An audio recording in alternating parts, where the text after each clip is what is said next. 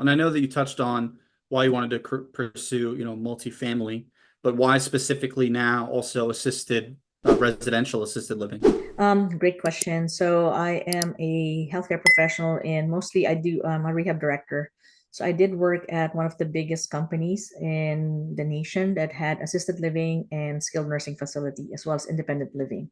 So I saw the kind of care that was being provided. It's not something that, I'm not faulting anyone. It's just the dynamics. So in a regular assisted living facility, the care ratio is 20 residents to one caregiver. So that's something that was for me was a bit daunting, and I really had a heart for both the caregivers and the residents. The change also happened. So in 2022, that significant change in interest rates, the hike that the Feds did in July of 2022, caused a ripple effect. And basically, most of our properties stopped cash flowing. So even our LP deals were not giving any distributions or anything. So kind of, just to balance it out, multifamily is great at the back end. So something to tide us over in the in-betweens, right? So two things I looked at was either storage units or residential assisted living with regards to cash flow. So I mean, it really resonated with me, but from the healthcare side and from the real estate side. So that's why that's where I focused myself or my energies there, just living your passion pretty much. I think one thing I Awesome. want to say as well. So I just did jump into residential assisted living. Same with multifamily. Again, Logan, before I did go into anything, I went into a mastermind. So I'm not one to try to figure things out. So I always had to leverage Hmm. my knowledge by joining a mastermind group. So with multifamily, I was part of the Sumrock system. So I joined them as foundations, mentoring student, and eventually part of the multimillionaire mastermind group. So leveraging what others knew, so I could actually help grow myself.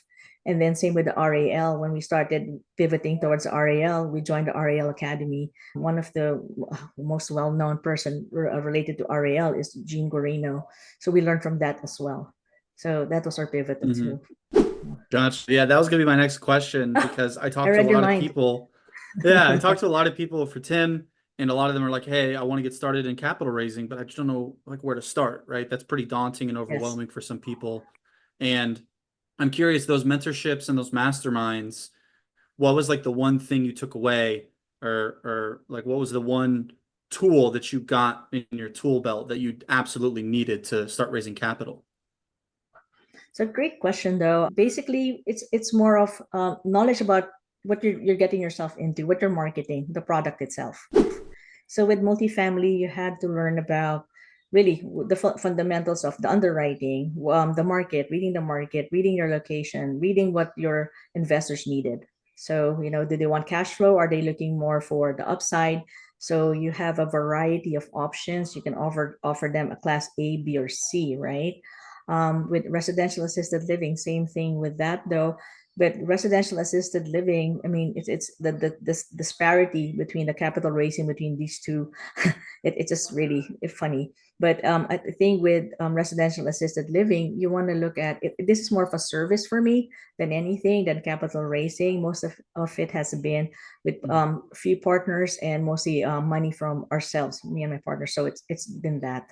But looking at that though, my biggest takeaway would be the relationships aside from the learning. So the relationships inside the community is what has been able to equip me with things to so you get to learn about what best strategies to employ when you become a general partner as well as an operator. So you want to make sure that you're giving your investors the best, you're protecting their investments, and at the same time you're not just partnering for the sake of making money, but you want to run the not the facility but run the property the best way you know how, protecting every investor's money. We take fiduciary duties seriously. That's basically it. Hmm. Definitely. Compliance. Yeah. Yeah. Very important. Yeah. And staying on that topic, capital raising, can you share an experience or two from the first capital raise you went on and any challenges you faced and how you overcame them? I know that's a lot of people's their first big raise, what they want, the do's and Correct. don'ts, right? So yes, so my first capital raise, okay. The fun part here, as a passive investor though, I just kept when I was still an LP, I just kept talking about how great the returns were with multifamily back then when I started. And I started sharing books that I've learned, I've studied, I've read to people. So gave them an idea of what I was getting myself into. When it became my turn to become an operator, a GP, the big thing, the biggest takeaway is your track record, which obviously I did not have, right? Because I was starting into that though. And that's the beauty of being partnered with experienced mentors.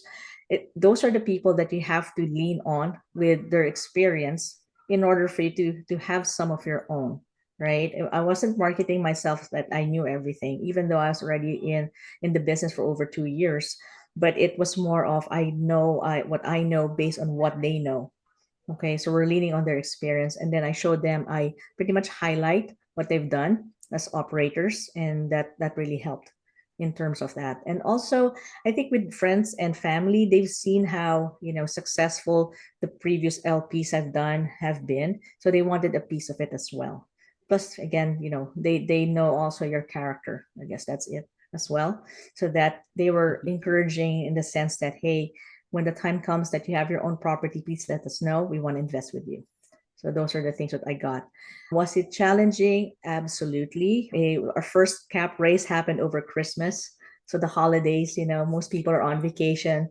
I was trying to find an investor. He was hiking the Appalachian Trail, so trying to get his funds in before we closed. But it was fun in that sense. But it was a great experience, though. We were able to raise over 2 million. No, sorry, 1.5 million in a span of about 2 weeks. So it was pretty good. Wow. Yeah. That is pretty good. Yeah. Great Awesome. experience. And that 1.5, you said that was in 2 weeks? Yes, so that was our first raise. It was a Class B property here in Houston. It's 164 units. It's in League City. So we were raising, there's only 4 partners in that. So it wasn't a big, it was an okay raise. Let's just put it that way. But yes, it was Mhm. easy because I pretty much have talked to a lot of people by then. So they were ready to invest. Awesome. Really cool. Yeah. And when it comes to these deals, have you ever faced a situation that's a little awkward, like a capital call? And if so, how did you and your team navigate through that? Funny you mentioned that we're doing my first capital call right now. So this property that we bought in June, and it closed June 1st of 2022. And by the next month though, you already had the feds raising all interest rates and everything. So that in terms of implementing our business plan, it never really happened, because even though we were conservatively underwriting the property, you cannot prepare for less than 30 days of your interest rates going up that high. So we were paying so much in debt. If we weren't doing that, then the property is run well, our NOI is great, except that we're paying so much more on the interest rates. So our experience with that, it's been different. I mean, it's for us, we take it personally that we want to make our investors whole. Our biggest thing is we want to make sure that we don't lose any of the 100%. We want to return 100% or even definitely more. How has it been? That's when we rely again on the team, though. So a capital raising is just where it's a team effort, right? So we have to work together to get all our investors. Some of our investors might not reply or answer to the capital call, but then we have other of our partners who might be able to help and step up with that.